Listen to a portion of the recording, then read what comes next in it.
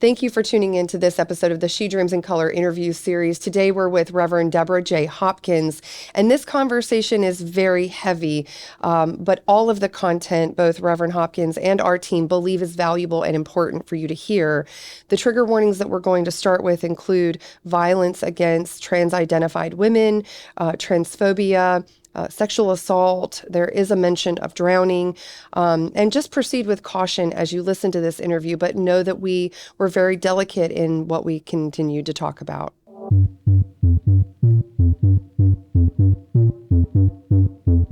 But I constantly look in that mirror. I'm somebody. I have purpose here.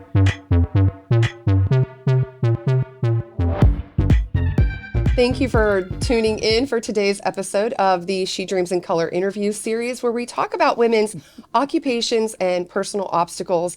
And today we have Reverend Debra J. Hopkins, who is here to talk about her personal obstacle and her occupation. And so thank you so much for being here and joining us. And as you say, being an open book, because I think this interview series is something I needed growing up, finding a woman to look up to, finding someone who'd done it before, hearing obstacles and knowing that you can get through them. And I'm really, really excited to dive into your story. Well, Jennifer, thank you for having me. I'm so excited. So without further ado, let's get started. Okay.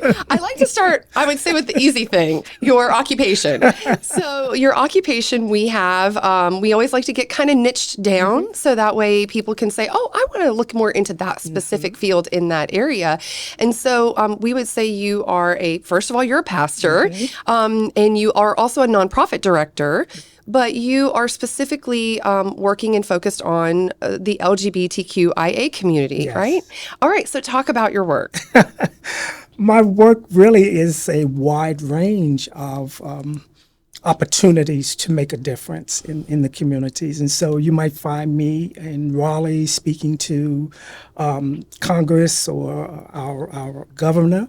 You may see me up at the center right here in Charlotte speaking to Mayor Lyles, So it's always about getting into the trenches. And for me, it's about visiting the nursing home. I've gone to the prison a couple of times. I'm in the community frequently trying to open doors, provide hope and opportunities for others. And so when we talk about my work experience, it starts with my ministry. And I tell people the metaphor of my ministry is that Jesus was a pulpit, did not have a pulpit. Jesus had a mobile ministry. And so my ministry really became stepping out of the pulpit, being more mobile. And in doing so, I saw some other things that began to transpire in the community that prompted me to get more involved. And that was housing. I saw so much of the homeless on the streets. And so it was important for me to get involved in that in a manner that I knew would make a difference. And I love when we get to a certain age in life, we have so many talents, so many experiences. So you can be out in the community meeting with someone that you're serving one-on-one, and you can also be in front of lawmakers lobbying as an advocate and an ally. And that range is all possible within your experiences. Absolutely. I love that. Absolutely. Yes. Thank you. And it's amazing too that you're so accessible, because when someone gets to that level of impact and experience and knowledge, sometimes they don't become accessible to others. So is it important to you to be a role model also? Is that in your mind? It's important for me because as a former educator, it was important for me to lead by example. And my motto has always been to be a voice for change. And so being accessible in rooms and at the table for some of the most important discussions that reflect our community is important for me. And so I enjoy the opportunity of just actually being there, being that voice for those who may not be able to articulate or are fearful or really doesn't have a voice, but has a voice. And they can use that voice through me, because even if I'm in a one-on-one interview with them, I met them at the prison or on the street or the grocery store, and they're sharing something with me, they're sharing a piece of me, I can go back into speaking to our city council. I can be speaking to members within the LGBT community or a provider such as healthcare or education development, and promote this individual and try to open doors for them. So it's important to remain accessible, and I love doing so. But there also sometimes becomes the pain points of you reliving part of your experience, which is what made you called to the work. Yeah. In seeing people going through similar journeys. Absolutely. So how do you balance self-care and love and grace for yourself with helping the people that need you to be able to carry them? Jennifer, fantastic question. But for people who truly know me, the beach is my haven. It is my place to unwind, to let go, and also give great thought to some of the issues or the situations that I know I left back home that I know I'm going to have to deal with. But also, writing is therapeutic for me. And I'm an author. My book is Not Until You've Walked in My Shoes. On Amazon.com. We're going to add that to the occupations. But I speak about it in a way that will be as therapeutic for me. So writing is important. I've just completed a third book that is in its editing stages, and and the book is entitled "Look in the Mirror," and it's done to have people to really literally look in the mirror. It is all about leading by examples, and so for that therapeutic cleansing, it's the beach for me. Sitting down and writing, listening to music. You come to my home, you will always hear music. TV's on, but you're always hearing music in the home. It allows me to relax, stay calm, and to stay focused. Too often, women do not give themselves permission for the rest, the break, the respite. And I can imagine in your field, particularly with so much need, and the need being sometimes life or death, it has to be difficult to make that decision to say, I have to refill my own cup. Oh, absolutely. Working with your parishioners as a pastor and all of what is entailed in that, having to work with a nonprofit organization that's centered around homelessness, and then also having to serve as an activist in some form. When you put all of this into the pot, you have to, and it's the second book that I had written, which is entitled "There's Still Hope," because in the chapter, one of the chapters, I speak about the importance of self-care. It's important for you to realize that you don't have to do this alone. You do not have to see it through the end because there are other worthy individuals. What you need to do is set the table.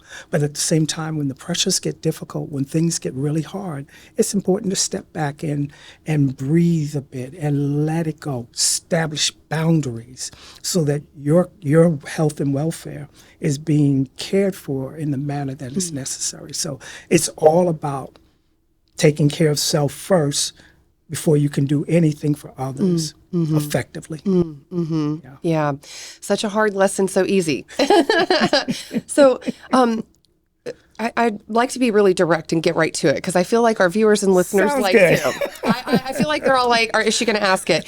So what was it like being a Black trans woman in the profession of ministerial work? What is that? What is that? How did they come together? And you've stayed in it. You've stayed a pastor. Absolutely. My calling came well before my transition.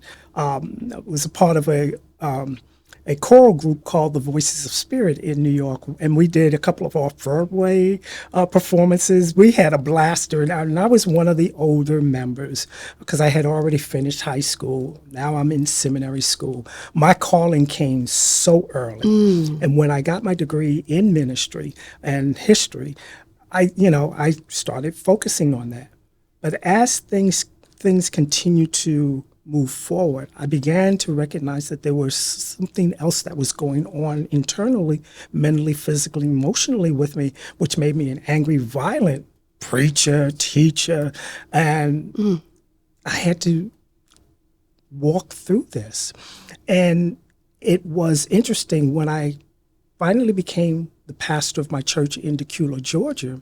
I was with them for 6 years. We had built a new fellowship hall, new sound system, a new parking lot, and a new community center. In these 6 years, Wow. young pastor, but at the same time, I was fighting some demons. I was fighting some things that were really not yet recognizable. I had heard of and knew about her, Christina Jorgensen, and if no one knows about Christina Jorgensen was one of the first individuals who transitioned way back in the 40s, 50s, and came over to the United States on a couple of occasions and was sharing her story. She happened to share her story on one of her last trips here to New York, and I skipped school to learn from her. Wait, pause right there. Why? Did you feel some connection? I did. Like you knew you had to be there to hear it, but you didn't know why. I didn't know why. Oh, goodness. But I knew it was something that was drawing me to. Yeah. But it was also a sense of fascination too. Right. I saw her in pictures and all that, but I actually wanted to see her in person. And she was frail. She was old at this time, but I was able to get to see her. Wow, okay. And I took the message that she had given as if she was speaking directly to me. And in truth, she walked by as she was leaving, and I happened to be on the side, and she looked my way, and I'm thinking she's speaking directly to me. She says, use the tools that are in front of you. And I took that as the internet. The internet was just coming into its infancy. And then she said, walk authentically. First time I really had heard the word. Really, I knew the word, but it was the first time I had heard the word being used in a context that I could relate to. Then it allowed me to begin to put the pieces together. I started to put some of the symptoms in as I tried to stumble my way around the internet because it was still clumsy new for a lot of us. As was transitioning. Absolutely. I didn't get to the transitioning part, but it was all about trying to figure it out. Identifying. Absolutely. Yeah, Once I was able to do so, here in the fifth of the 6th year with this congregation, I was sharing with the congregation off of a comment that I made to my chairman of my deacon board. And he said, Pastor, you need to share this with your congregation and the leaders of the church. In Georgia. This was in Georgia. And what denomination? This was a Baptist church. Baptist, Georgia. Absolutely. Okay. A Baptist church in Decatur, Georgia. Okay. Yeah, and this was in the, what years? 1994. My goodness. Yes. The transition had began a little earlier because I was taking illegal hormones out of Canada. We didn't know what we were putting in our bodies, but that was the system of transitioning that some of us were getting. So I sat painfully in my office, and I spent roughly about 8 hours writing out 8 letters. And again, one was to the entire board of my church. And he recommended that I call a church business meeting. Well, I only held 4 business meetings a year, which even I still do today with my nonprofit. I only have 4 because everybody's time is so consuming. And so they went on to say to me, I had what was supposed to be normally a 90-minute board meeting, church business meeting, I'm sorry. We ended up in there for 6.5 hours. I answered every question about the developments of what they were seeing, what I was about to do in terms of transitioning. When it was all said and done, I had asked all of the questions. There were about roughly 7 or 8 younger people, including my oldest daughter, who walked out of the sanctuary and never came back to the church at the time because of what I had shared with them. Oh, my goodness. The congregation said, especially from some of the senior members, Pastor, we don't know what you're doing. We don't understand what you're doing. We don't fully understand what you're talking about. But go ahead and take an extra couple of months, because I only asked for a month. Take a couple of extra months and go ahead and finish what you're doing. So I went and then I began. I wish I had brought the picture, but it's one of those transitions that you see these puffy face. I was looked like I was weighing roughly about maybe 200 pounds at the time, at these from surgeries and all of that. And when I came back, I preached a sermon from the book of Matthew, where Jesus, in 19th chapter of the book of Matthew, where Jesus' disciples were asking him about divorce. And Jesus, and the sermon that I was preaching, came from that chapter, not about divorce, but about the paraphrase that Jesus used to sort of confuse them. And he went on to say in that 19th chapter that some are born, some are made, and some are forced. And he was speaking about the eunuch. He was speaking about the trans-identified experience. Mm-hmm. And he says, not everyone is going to understand it. And not everybody here in 2023 understands it today. They still find fault in it. But it was then where I began to develop Debra and become all that I am. The name Debra actually came from a childhood friend of mine. We skipped school that day. She ended up drowning. Oh, no. I went to her parents and I asked her parents to honor my friend Debra. Can I use her name? Her name was Debra Joy. I took on Debra Joy. Oh, my goodness. Oh, my goodness. Wow. Wow. What a special and painful thing at the same time. It was. We were thick as thieves. Yeah. Two young children at the time. We were playing in Flushing Meadow Park. She slipped and fell. I couldn't swim. She ended up drowning, and it broke my heart. But over time, I began to realize, especially after I began my transitioning journey, it was important to figure out what name did I wanted to use. Yeah. And everybody would want me to shorten my original name that I was born, well, I wasn't born with it, but it took another 9 months before I actually got the name that my parents gave me to transition from that. And I wanted to do something that was special. And I wanted a simple name. And when I thought about Debra Joy, and how we were as childhood friends, I thought it was important for me to get her parents' permission to take on that name. Thank you for sharing that. That's very beautiful. Yeah. I've not heard many stories of the process of how to choose your new identity, your new name. Absolutely. And names are so important. Absolutely. They are so important. And I tell people frequently, your name is your favorite word. And I use people's names frequently in conversations because it is our favorite word to hear. Sure. And this goes into the larger conversation of, the media or just people who are hateful using, dead names, and not, or they do understand the hurt and the impact of that choice, because our names are so uniquely valuable to us.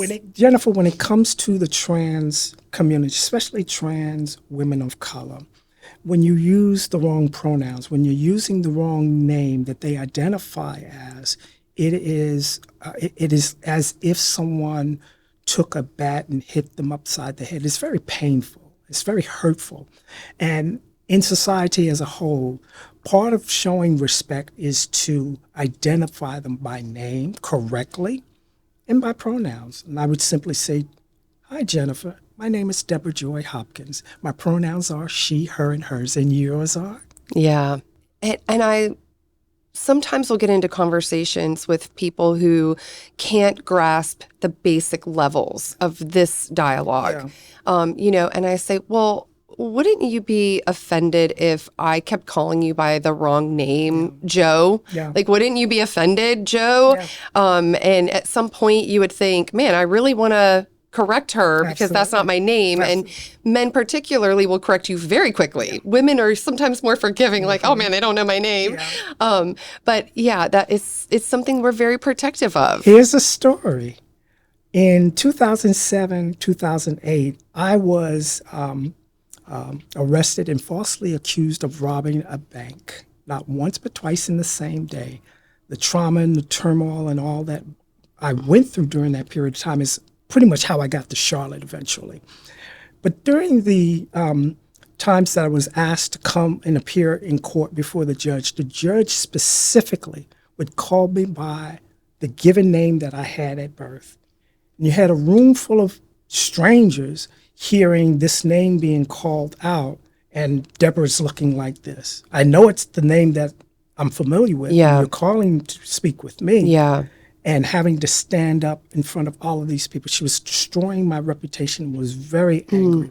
And so I would come back with a rhetoric, not calling her Your Honor, not calling her judge. I wanted to be just as disrespectful. In a way that she would understand. Absolutely. But she made it a point, which is part that control that I speak of, and rightfully her space, because this is her domain. She is to remain in control, and you're to remain respectful of that space. Yeah. But she was hurting me every time. And in truth, she eventually damaged my reputation in Huntsville, Alabama, and made the journey even more difficult for me to continue to help women and children who were living on the streets in Huntsville, and try to promote, because the transition had already was well on its way of completion, and I moved from Atlanta to Huntsville to do a different work. I started a second church and decided I wanted to go into the trenches and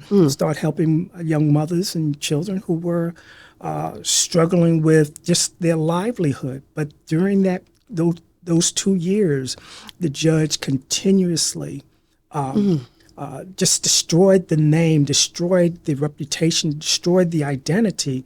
When it came to the very end, she said, she says, she got it. She says, Ms. Hopkins, first I want to apologize to you for the wrong use of your name throughout this period.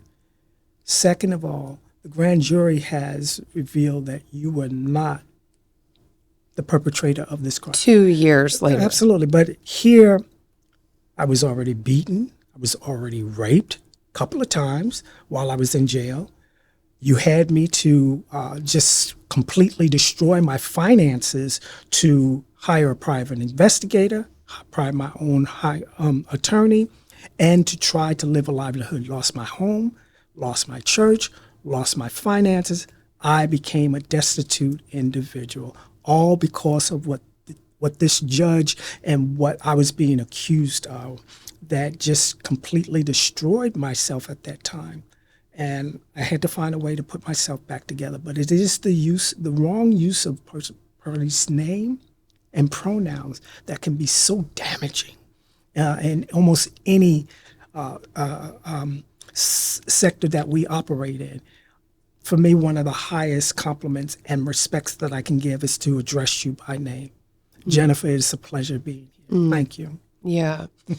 I am pausing a moment to absorb what you experienced in that whole thing. Yeah. The first thing I think about is how in the world are you finding it in yourself to help other people when you're going through all of that? Where are you digging into yourself and finding that ability? Everybody has a breaking point. That series all but broke me, all of it, because now I became homeless over time and struggled to just be in community with anyone. I was losing my sense of faith. I was losing my sense of the supreme being in my space. I was just losing hope in all of the programs that were out there to help people who were struggling. I just completely came apart, and I struggled through that. And for me, it was always about music, and music was the beginning vehicle for me. And then when I started to stop worrying more about me and started worrying about and putting my focus on others, I began to bring more healing within me. And the scriptures were really speaking to me then about being more involved and not worry about my own plight, but to try to see if we can help others, but use my example as a window or a mirror of an opportunity for others to be able to see, maybe identify with, and realize that they too can be in the same position that I am. And that's when I began working on the book, Not Until You've Walked in My Shoes. You know, in your pre-interview, you said that your personal obstacle was finding hope. And the name of your nonprofit is There's Still Hope. And your second book is called There's Still Hope, right? That is remarkably powerful. Yeah. Just in this short amount of time, have shared stories that would completely break someone. Yeah. So what would your advice be for another person to find hope, to see the hope? What do they do to remind themselves that there is still hope?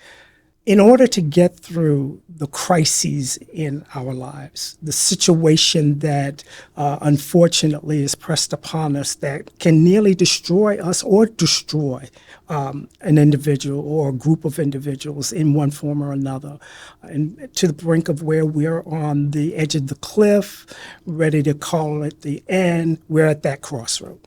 And it's important for the individual, Jennifer, to continue to look themselves in the mirror and to remind themselves that I'm young, beautiful, gifted, talented.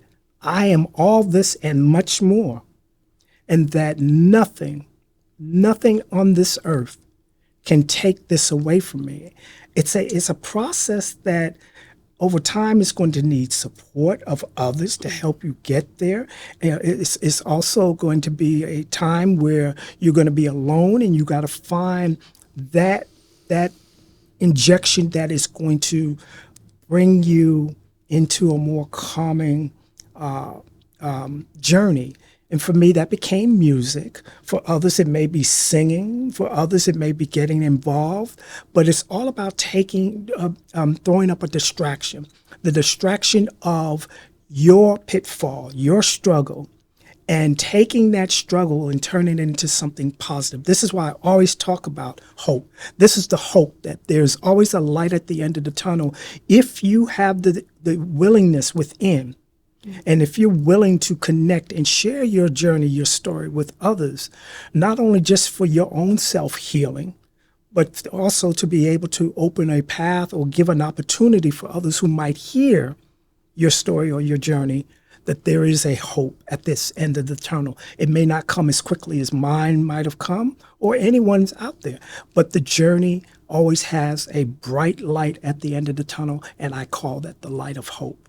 Being treated with dignity from other people really has so much value. And I think now I think about your journey and the decades in which you were going through that journey, and how the internet may have opened some opportunities to find people who would treat you with dignity. And nowadays we have great outlets on social media where, you know, people struggling can find others who are saying, I see you and I think you're beautiful. And then hopefully they can find it within themselves. This is why I put myself out there. And this is why I love sharing that I'm a trans-identified woman, fully woman, but trans-identified woman. Why? Because there are people who are been labeled with how they've been identified. That doesn't define me. What defines me is how I've been able to get from this point in my journey to this point in my journey, from homelessness to being able to sit in front of you, Jennifer, and have this interview and just feel as important as anyone out there, including the President of the United States. I'm worth all of that and more.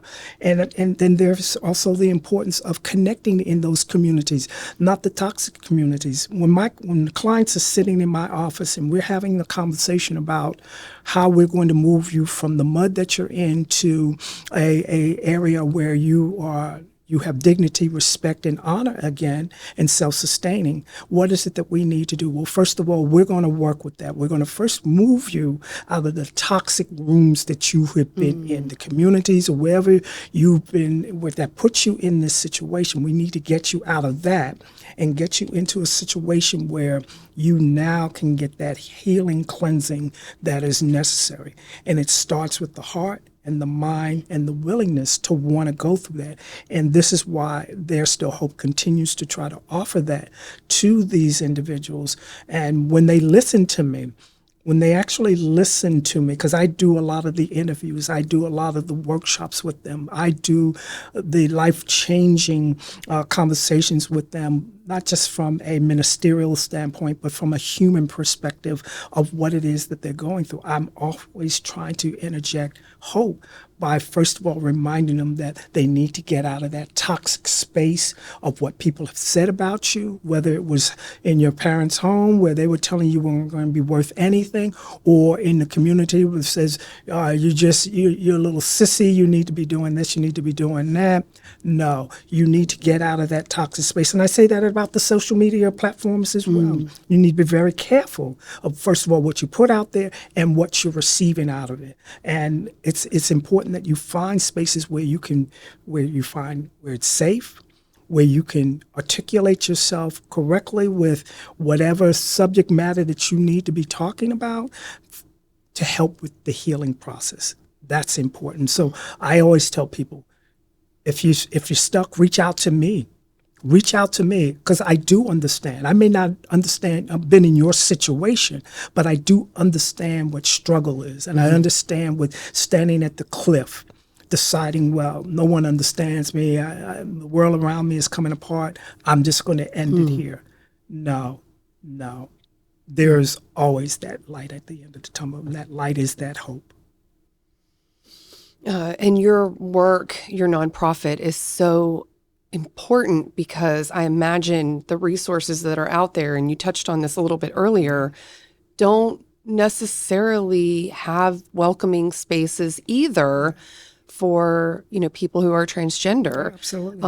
And so a lot of your work identifies the gaps in the system and creating services for them. So for example, if you're experiencing homelessness and you're a trans woman, you may not be welcomed in a homeless shelter. So did you have that experience as you were going through the system? It actually did, and it was during the Anthony Fox, the mayor of Charlotte at the time. I was at the women's shelter, and I was there for 3 days. I would get up early, jump in the shower before everybody else would come. I would go to bed. After everybody else went to bed, I got up to help with cleaning, fixing breakfast or lunch, or whatever the case may be. And the third day, I was asked to come to the director's office. And I went into the director's office, and she says, Deborah, we have a problem. I says, what's the problem? She says, there's some mothers in here that are uncomfortable with you. I says, uncomfortable how? She says, we don't know what you are. I says, what? You're looking at me and you don't know what I am? She says, yes. I said, she went on to say, I said, I don't believe it. She says, we need to do a strip search. What? I says, a strip search? What's? She said, yes. I quietly stepped back for about 30, 40 seconds. And I said to her, do I look like a damn fool? I says, have you ever asked anyone else who have come through these doors to do a strip search? She said, no. So why would you ask me? Why would you? Well, if you're not going to do a strip search, we're going to have to ask you to leave. I did. I wrote a letter to Anthony Fox. He invited me to his office. I shared the story with him. Nothing came of it, but it shared the story. And there are doors that are closed to trans-identified or queer-identified, gay or lesbian, however we identify, color, whatever the race, religious beliefs. Doors are closed. But I constantly look in that mirror. I'm somebody. I have purpose here. And there's no one going to deny me. Now, if you want to close your doors, so be it. There are other doors that I can go through.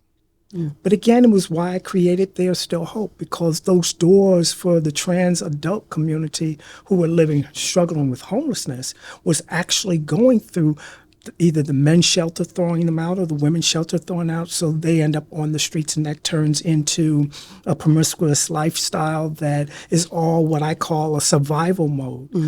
I can't justify it no other way, but it is the way to survive in this wicked world we live in, and it's important for them to have a hope. And so by creating There's a Hope, I wanted to create a positive kind of space utilizing what was around me. The extended stay hotels around in the state of North Carolina, because I have a contract with the entire state of North Carolina, extended stay hotels. So I got a client that comes in. When you come into my office, I'm making it very simple for you. I want you to take ownership of how your life is going to shape itself from the time you come into my office to the time you leave this office, self-sustaining lifestyle. It's all about you taking ownership, and that's finding full-time employment, going in for counseling as we prescribe, because I think all of us need counseling. I don't care where we are in our livelihood, we need counseling. Save 85% of your salary, because we're not asking you for a dime. We're housing you for 6 months. We're feeding you for 6 months. We're sending you for counseling for 6 months. We are here for you. You need to take advantage of. This is all about ownership. But when you have these doors that are closed, it is difficult for people to recompose themselves. And I revert them back to the mirror metaphor. Look in the mirror and see the value in yourself. If you don't see the value in yourself, nothing else matters. Until you see the value of you, the worth of you, then you will begin to make a difference in the world, and doors will begin to open. I can go just about anywhere I want to go, whether it's the House of Faith or whether it's the women's prison. I can go and be welcomed as a woman that has a voice, that is there to help make a difference. And I get that response. I got a letter from President Obama in his last year of office thanking me for the work that I was doing here in Charlotte. Blew me away. Getting a letter from the President of the United States. How do you know about me? Deserved. Yeah. Well deserved. I don't know if it was deserved or not, because I don't take that time. I accept the credit, but that's not what I'm in it for. It's all about trying to make a positive difference in the lives of others. And so you'll tell me a story. I can share with you that I can relate to your story. I can relate to what trouble is. I can relate to the difficulties. And so when I hear the clients come in talking about the men's shelter and the women's shelter, now I'm having conversations with Charlotte City Council. I'm having conversations with the mayor, and we're very close.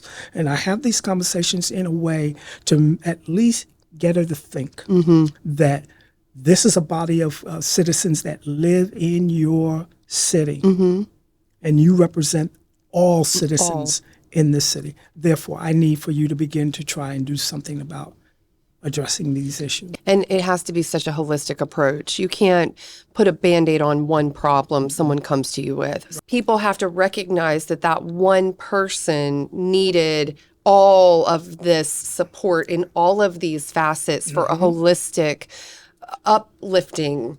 Absolutely. As you said, out of the mud, which is so beautiful, yeah.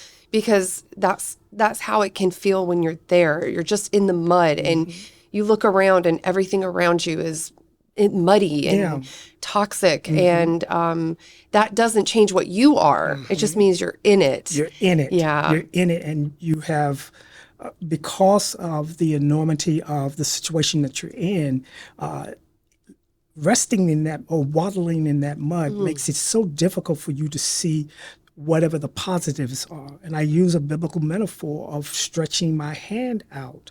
Jesus said in the book of Revelations, I stand at the door and knock. Now, standing at the door and knocking is acknowledging there's somebody on the other side of that door. But if you don't ever open that door, what opportunities, you're going to miss out on those opportunities if you didn't open that door. When I stretch my hand out using the metaphor of mud, it's all about picking you up, because you're struggling in this mud. You're slipping and sliding. It's getting darker and darker. Your mindset is so lost. You're losing all hope. My hand is there to help bring you out of it and bring you into a program that will at least not discriminate against you, but to offer a way out of something that just a few months ago you thought you didn't have a way out of. It's beautiful.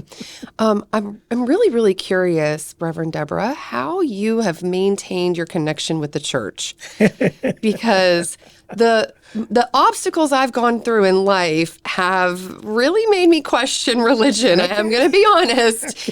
I do think it's serendipitous that you had your calling to ministry so early, because I think it was ingrained in you in a way different from my experience, not growing up with any religion, and then finding it and then not finding a fit for me and my experiences, and a place that just made sense to me.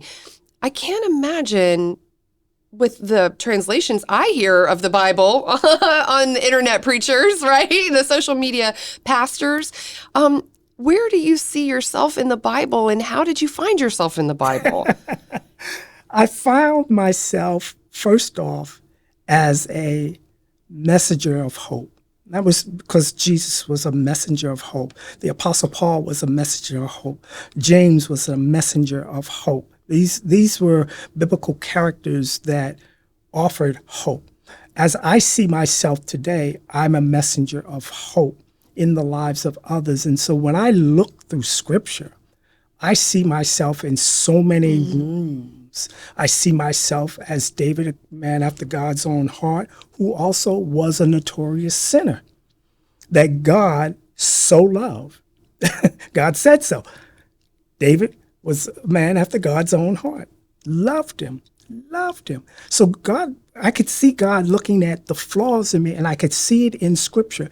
And Matthew chapter 19 is one of them. Seeing the four Gospels, seeing how Jesus operated, that again I was able to identify, to see the plight of a persecutor in Saul, who became Paul, who was a persecutor of the Christian faith and the believers, became a follower when something awestruck hit him, and recognized that this is my belonging place. To do what? To spread a message of love, a message of hope, a message of opportunity.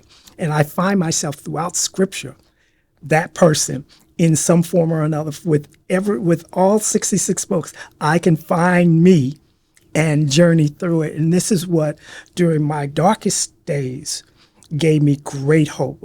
If you read the book, you will find that there are quite a few poems, spiritual poems, quotation of Scripture that I drew back on, because I knew my place in Scripture, that allowed me to remind myself that I belong here too.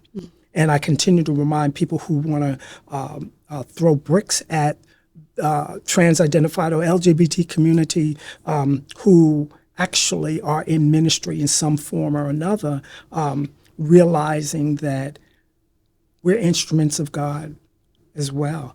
My ministry is much larger today. My platform is much more larger today since I transitioned. Before, it was a small. The space was small. Why? Because I was staying in the pulpit. When I moved it out of the pulpit, my audience was wide. I've traveled the country. I've been in spaces that enables me to let others know that they belong here too. Why? The Scripture says so. The Scripture says so. You're here to make a difference. And that's what we're here to do. And that goes back to just more gatekeeping in religion. Yeah. People saying who belongs and who doesn't belong. And so you've created your own church, your own platform to let people know that they're welcome. Absolutely. Yeah, that's really beautiful. It really, really is. And I love how you have so much work you've done and so much work to do, but you also make it seem so simple. Yeah. It's to have hope and find the hope and love yourself and find it within yourself and then build from there. Yeah. Jennifer, it's really interesting because I'm getting older. With age comes fatigue. The body doesn't respond or do or react the way it used to. The mind's still sharp. The mind wants to, but the physical body is unable to do a lot of things over time. One of my handicap disabilities, you're looking at me and you don't see a disability, but I no longer can write my name as a third grader could. I can't, so I have to use stickers and my stamp to sign my name, but they don't stop me. What I'm doing is continuing to pave a way for others to begin to put on the shoes and begin the journey of change, of offering hope and opportunity to others. And if they can follow a particular blueprint, I'm that blueprint. And I'll continue to do it until the last ounce of breath is out of me. But it probably won't be on the same scale as it may be today. But it's important for others to have a person that they can identify with in their time that inspires them to move forward and not let go of what challenges they're experiencing. And so it's important for them to see a face, a physical face, to hear that voice, speak about that message, and live by an example. I tell people all the time, especially my preachers, walk the walk you talk. You can walk it, you can talk it all day long, means nothing to me.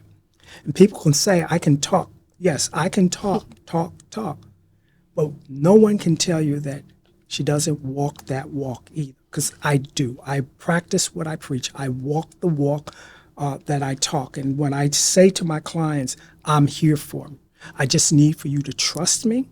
I need for you to take ownership, and let's work through the process of how we're going to get you from the mud to a better prosperity that you so look for. Mm-hmm. Not the riches, but where you have now, where you can walk with your head held high. You can look in the mirror and you see a proud you saying, just a few years ago, or just a few months ago, I was here.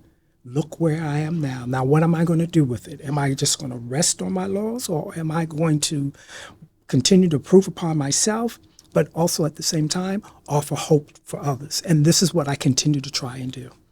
Stretch out that hand to someone else. Yep.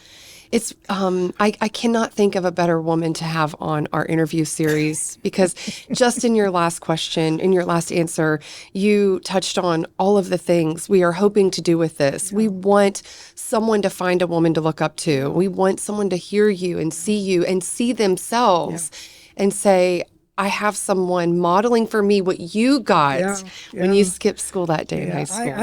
I have people who come to me and says, mother, grandmother, sister. That's the picture that I want them to have in their mind, in their ears, that rest in their heart. I tell people all the time, what my eyes see, let my ears hear, that my mind might understand, that my heart receive, that I can share in the world. And all of that, what I hear and what I see is now in my mind. I got it. I understand you're in a crisis, but now I want to receive it in my heart. And that's where it really starts to transform, because I feel the hurt. I feel the loneliness. I feel the pain. I feel the loss. I feel the rejection. I feel the denial. And it's then important for me to give hope, to give hope. And so I tell people all the time, go to my website, tshcharlotte3.org. Or go to djhopkins37@gmail.com and just check me out and reach out to me. Have a conversation. I'll take you to lunch. I'm buying. I'll take you to lunch. Yeah. I want to be able to inject hope. I want to inject faith in oneself, that nothing on this planet can stop you but you. It's up to you. And then I need for you to believe in that. I need for you to believe that. And you hang around me long enough, you're going to believe it, because I'm not going to let you go into another closet of despair and denial and rejection. I'm here to offer the brightest light possible. That is that hope, that message of hope. I think that is one of the most remarkable things about you that is very clear and very apparent, is that no matter what you've been through, no matter how hurt you've been, no matter how desolate you've been, no matter how close to the edge you've been, you are soft and full of love and a light that shines brightly. And that is an incredible accomplishment in life. It is. I tell people all the time, I'm Olaf and I love hugs. I want to make you feel like you're special, because you are. you are. Handshakes to me is that manly. When they come to me, I says, honey, I don't shake hands. Come in and give me a hug. Give me a hug, because it has to be genuine. It has to be real. And when you can be authentic with yourself, you can be authentic with others. And when you can speak truth to situations and the way one carries themselves, now you start to strip away, as you would peel away a banana or an orange or whatever. When you start to peel away the rejection, whether it stemmed from when you were growing up at home with parents who just did everything destructive to bring you down, and then you took that same mindset into your childhood and then your adolescent years to adult years, and now you're in the mud. Now you are completely lost, feeling destroyed. People like myself who truly practice what they preach will bring that hope back to you. And that's all that I want to do. That's all I want to. If I can just help somebody on the journey of life, then I know that I have done my duty. I've done what I was called to do. And so I don't meet strangers. I just meet my sisters and brothers who I've not yet met, but we become who we are today. And I say to them, reach out, because I am what is called hope. Oh, Reverend Debra, you don't understand my plight. Yes, I do. Yeah, I do. I understand that you're going through a troubled time. What a lot of people like about me is that I don't preach the Bible per se. I can quote scripture all day long, but sometimes I know those who are not comfortable with religion can see the religion in how I go about interacting with you and what hope that I offer in your life to try to make a difference. For those who are coming out of prison, for those who are coming from a broken home, children who were abandoned by their parents, I am always trying to offer hope. This is why I spend time at the universities. In fact, I'm at the university in a couple of weeks again, speaking to a sociology class there and talking about the careers that they are going after to get involved in volunteer work. Why? Because it's your way of giving back, but it's also works well on your resume with a show of experience. You're getting firsthand experience with what's really going on in the world, where you can take whatever that career was. Mine started out as in healthcare, because I wanted to be a nurse. When I saw all that blood that first day, that didn't work out. So we ended up going into ministry. When we went into ministry, and it was a call. It was not my choice. I ran for it for quite a while. It wasn't my choice, but I knew that was my calling. And when people listen to me, they says, your occupation is exactly what you were called to do. I had the voice.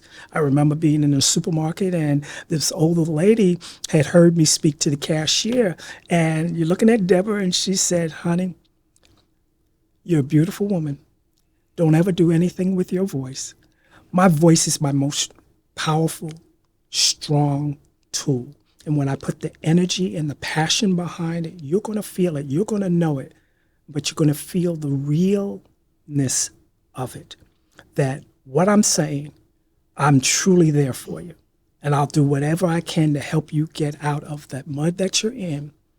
And I am the promise of that hope that you're looking for. What is that hope? How can we get you from here to here? There are people who paved the way for me with the opportunities to transition in a way that gave me more freedoms. And I know that I've been able to help others transition sooner. I was in my adult years when I transitioned. Many of them are starting so much younger, and I get that. And then they start hearing the Bible knockers. But guess what? Sit down and talk with me, and I'll walk you through the scripture to help you realize that you belong to and that you're worth something. Take ownership. Take ownership.